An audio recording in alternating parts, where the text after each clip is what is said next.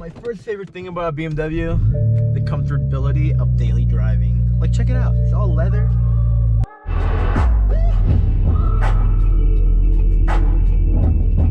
Oh, sorry. I was just listening to my Logic 7 sound system. That's my second favorite thing about this car. The speakers. These are stock, by the way. No upgrades.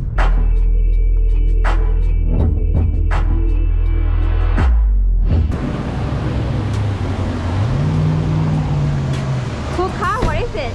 Oh, this is a BMW E90 N54 engine. This is my third favorite reason why this car is the best. 1, 2, 3!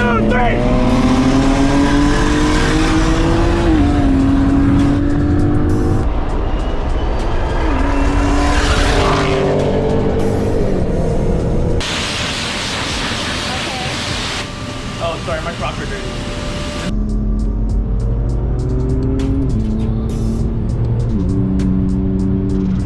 Favorite thing is the paddle shifters. Now, not all N54 cars come with paddle shifters. Some of them come with a basic steering wheel and doesn't have paddles or anything like that. Some of them do, but mine in particular, I have the upgraded M3 like stock shifters. They come with these billet paddles here, so it's really nice. Feels really good.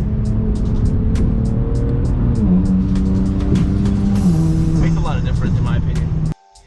And I know what you guys are thinking. Everybody wants the manual, but honestly guys, the automatic is one of those things that's like, it's cool for the type of thing I'm doing. We're doing roll racing, we're doing, you know, stuff like that. So paddles and an automatic transmission that can be tuned, that's the key in my opinion. The tunability in a transmission is A1.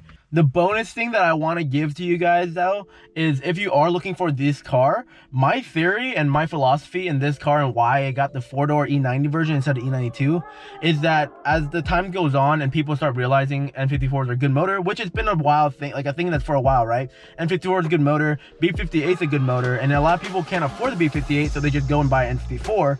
The problem with that is we got about what 15-16 years now of people buying N54s used and all that stuff, and either are first time modders, first time, you know, people trying to make power on certain cars and all that stuff, and they don't maintain that well. However, I have been seeing that those people have been doing a lot of things with the E92, which are the coupes. The coupes seem to be more clapped out in my opinion and less maintained than the E90.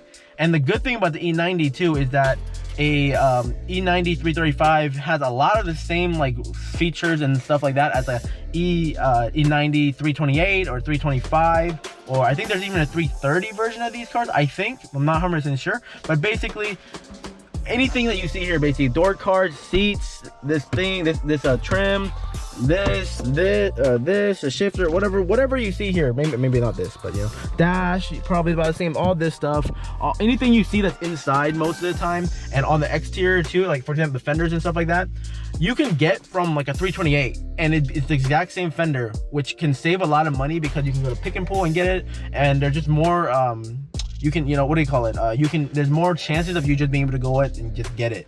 For an E92, I think there's a 328 and a 335, and that's it for that car. I know Clarence has his worst with his 135, where it's a 128 and 135, and you know how that is. It's hard to come by, and also there's a lot of those in convertibles. And last but not least on this car, it's basically just the tunability of the whole car in general. Most of the time, especially if you're going the route that I've gone and a route that Clarence has gone with his single turbo, most of those things that are issues for the N54 end up going away. You kind of fix those problems as they come up, or try preventative means on things that we already know it's gonna break. So if you just did those, replace those things, the car itself is pretty reliable. It's the people who just get their first car as a BMW or whatever it is, just people who don't understand the car. Those are the people who are like, oh, this is unreliable, it's so high maintenance and stuff. It's really not, in my opinion.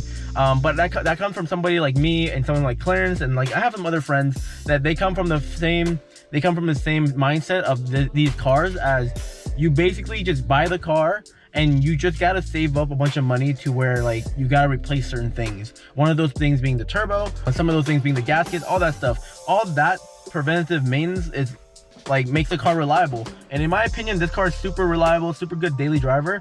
But even then, now we're gonna be going to another chapter with this car hopefully in the next couple of videos you'll guys see what that's gonna be. Probably already know if you guys have been following along. If not, don't worry about it.